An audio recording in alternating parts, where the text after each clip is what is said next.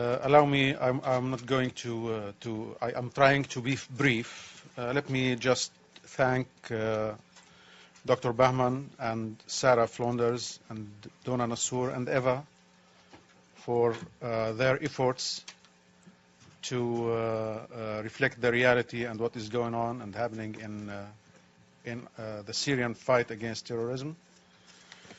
And allow me to introduce Dr. Bahman Azad. Dr. Bahman is the organizational secretary of U.S. Peace Council, and he's a member of coordinating committee of Hands Off Syria Coalition. Let me introduce next Sarah Flounders, the co-director of International Action Center and a member of coordinating committee of the Hands Off Coalition. I would like to introduce to you Dr. Donna Nassour, who was a member of the U.S. Peace Council delegation to Syria. She's an attorney and a professor at Berkeley College. Now I turn the floor to our actually main speaker, our guest of honor actually, for our speaking tour in the United States.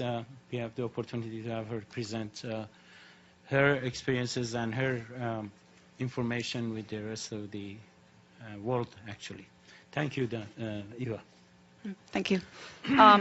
Thanks very much. I'd like to touch on something that Sarah Flounders mentioned, which is that today in the General Assembly, the representative of my country, Canada, is raising or has raised a resolution which is not about human rights. It's not about the people of Syria.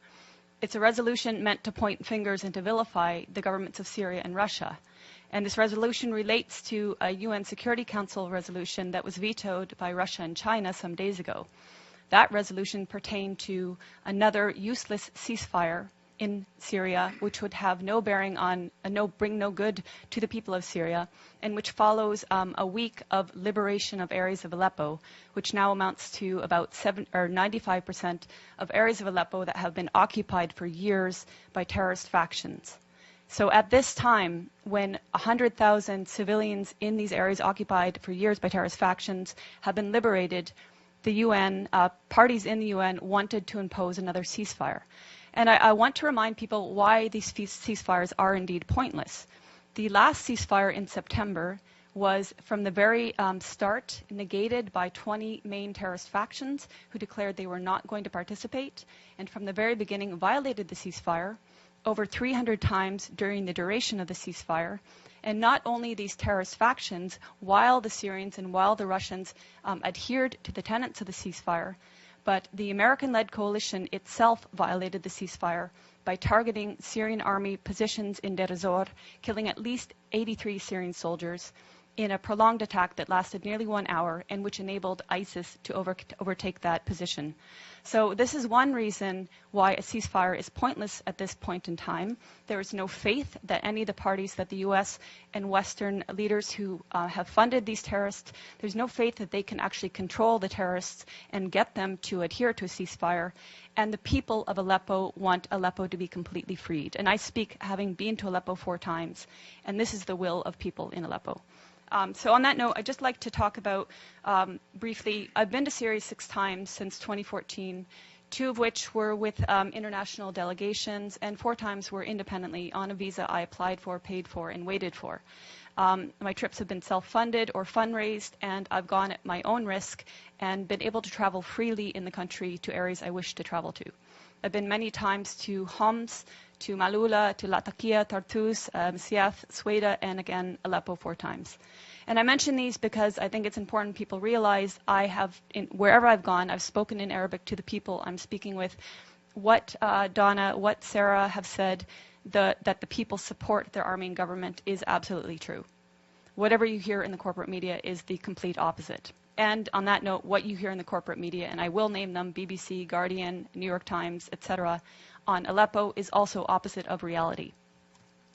Aleppo since 2012 has been inhabited by different terrorist factions, among them al-Nusra, among them the so-called Free Syrian Army, which has committed the same heinous acts of terrorism as al-Nusra, as ISIS, as Ahrar al-Sham, as Nuruddin al-Zinki, which beheaded a 12-year-old Palestinian child and somehow is still deemed moderate. Since 2012, these areas of Aleppo, which have now recently been freed, Their occupation by these terrorist factions has meant the greater Aleppo, the 1.5 million plus population of greater Aleppo, have suffered sieges denying them food and medicine. They've suffered for years a want of electricity and water, and they've suffered daily bombardment by these terrorists of mortars, of gas canister bombs, which are improvised and made locally, of water heater bombs, which are even more powerful and can level floors of entire buildings, of conventional weapons like Grad rockets supplied by the West, and etc. As I said, they've suffered these attacks on a daily basis, and even now, because there are still Western-backed terrorists in pockets of Aleppo, there are still mortars and gas canister bombs raining down, and people are still dying in Aleppo. This is another reason why the liberation and securing of these areas is imperative, because that will actually bring peace to Aleppo. Now, my colleagues here mentioned the nature of unity in Syria and the fact that Syrians see themselves first as Syrian before any sect. This is an important point because our media and the Gulf media has made Syria out to be sectarian, which is something the Syrians themselves have denied. But it's a tool to make people confused. It's a tool to make people believe that it's Sunnis against Bashar al-Assad, when in fact, bear in mind that Aleppo is overwhelmingly Sunni and is with the government and is with the army and is suffering from the terrorists who declare that they are liberating the city in Syria. Other points about Aleppo are hospitals in Aleppo have been attacked. I'm sure you've heard in the media that hospitals have been attacked. Well, this media is referring to the pockets of Aleppo that were occupied by terrorists. And they have manufactured stories, and I can give you a precise account. In April of this year, there was a hospital called the Al-Quds Hospital, which in a concerted effort, all media said was attacked and targeted and badly damaged by either the Syrians or the Russians. In fact, the Russians had satellite imagery showing that this hospital was in the same shape that it was in October 2015. No difference. Therefore, it was not attacked. Months later, The Guardian, which is a prominent British newspaper, actually said the Al-Quds Hospital that it had alleged months prior to be attacked and destroyed was treating victims of so-called chemical weapons attacks. So even the media that is lying is inconsistent in their lies. But there have been hospitals attacked. I went to the Al-Dabit Hospital, which is in Aleppo City. It's a maternity hospital. It was attacked on May 3rd, and 3 women were killed. You would think this would be something raised at the UN or by so-called human rights groups, but it was not. In December 2013, the Kindi Hospital was attacked and destroyed. It was the largest and best cancer treatment hospital in the Middle East. It was destroyed by al-Nusra terrorist truck bombings. And in fact, in recent media reports on Aleppo, again alleging Syrian or Russian strikes on hospitals, Fox News actually had the audacity to use a photo of Al-Kindi Hospital and allege that this is in eastern areas of Aleppo and that this hospital had been attacked by Syrian or Russian strikes. This goes to show how much the media has been lying from the very beginning about Syria and continues to lie. When I went to Aleppo, I spoke with the Aleppo Medical Association. They comprise 4,160 active and registered doctors. More lies in the media have said the last doctor in Aleppo, the last pediatrician in Aleppo. Of these over 4,000 doctors, 800 of them are specialists. So you can see that when the media talks about Aleppo, it's talking about areas that were occupied by terrorists. And it's completely negating the suffering and the will of the Syrian people in greater Aleppo. When I was in Aleppo in July, I got a taste of some of the bombings by these terrorist factions. There was an explosion about half a kilometer away at Hatat Baghdad, and I don't know how many people were killed that day, but it was close enough that it was a massive plume of smoke. About 5 minutes later, an explosive bullet fired from an area occupied by terrorists landed about 15 meters away from where I was. If it had hit parked cars, I wouldn't be here speaking. A day later, a good friend of mine, his mother, was killed by one such explosive bullet. So this is just a small taste of what people are suffering on a daily basis.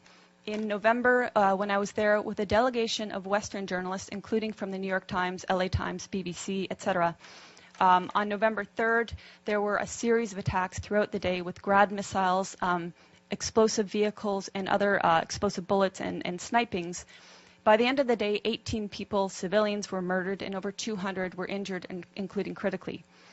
We were at the Al-Razi hospital, which is one of the main hospitals, and we saw the maimed people pour in. And this was just one day of many of endless days in Aleppo. On November 4th, we were at the Castello Road humanitarian crossing. This was a day that was meant to allow the people in eastern areas of Aleppo that were inhabited by terrorists to evacuate. And this was not the first time. On prior occasions, the Syrians and the Russians had opened 8 humanitarian corridors to enable people to leave. These were attacked by terrorist factions heavily. Even that day on November 4th, the Castello Road crossing was attacked, twice with mortar shelling when we were there and 5 times afterwards. Clearly, there has been political will and intent by the Syrian government and its Russian allies to enable civilians to leave, to minimize any sort of loss of human life. Clearly, the terrorists that declare themselves liberators of Syria do not want people to leave. They've been holding civilians hostage.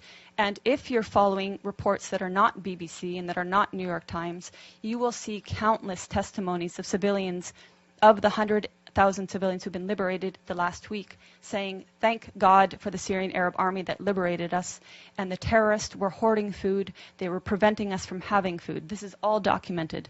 Also documented are that areas in these areas occupied by terrorists, including a school, were housing chemicals used to make chemical weapons. And you could see also the gas canisters that were used to make explosive gas canister bombs. In fact, even when I was in Leiramun, we saw a factory in one of the buildings that was used to make gas canister bombs. In Leiramun, we also saw evidence of the so-called Free Syrian Army that some people say doesn't exist anymore. The 16th Brigades was active there. They had a cell underground, 3 stories below, that was perfectly intact in spite of aerial bombings above ground. And I make this point because people talk about the destruction in Aleppo as if the physical destruction matters. It's the people that the Syrian government and the Syrian people care about. And the destruction in areas occupied by terrorists occurs because the terrorists are bunkering below ground, come up above ground, fire their bombs on civilian populations, and go back below ground. So I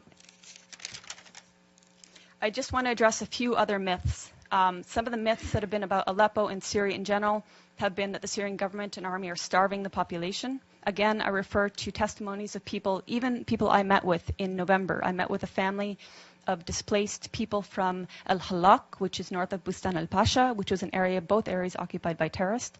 At that time, when I met them on November 10th, he told me that they had fled along with about 40 others on about 20 days prior, and that they had tried twice prior to flee, but they were prevented violently from doing so by the terrorists that inhabited those areas. This is the case. These are the testimonies coming out of Aleppo now. People saying, we tried to flee, they wouldn't let us, they shot at us. There are also videos showing people who did manage to flee coming under fire and the Syrian army actually protecting them, acting as human shields. So that's to say that what we've been hearing in the corporate media is not depicting an accurate image of what's happening in Aleppo. The corporate media is saying that the Syrian army is attacking people, and until today, the corporate media is maintaining this, even though the exact opposite is true.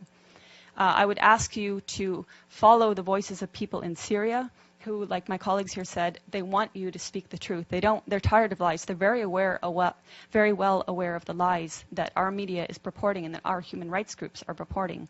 They want an end to the violence. They don't want this war to continue. They didn't ask for this war. But as my colleagues stressed, Syria is a sovereign nation. It has the right to fight against terrorism. And we know that 101 of 193 UN member states have sent terrorists to Syria to slaughter and destroy. So Syria is fighting a war against terrorism. It's winning in Aleppo, and hopefully either the terrorists will accept a deal to be transported out of Aleppo, hopefully they will participate in the Musalaha, the reconciliation, will lay down their arms, will take the amnesty offered to them by the government and which has been taken by thousands of former militants. And hopefully, above all, the U.S. will stop supporting terrorism and stop funding terrorism. And hopefully this new bill will take fire, will be supported, and actually it will be impossible to fund an armed mercenaries from FSA, Ahrar al-Sham, Nuruddin al-Zinki, and all the colors in between, because they're all the same terrorists. Yeah, thank you.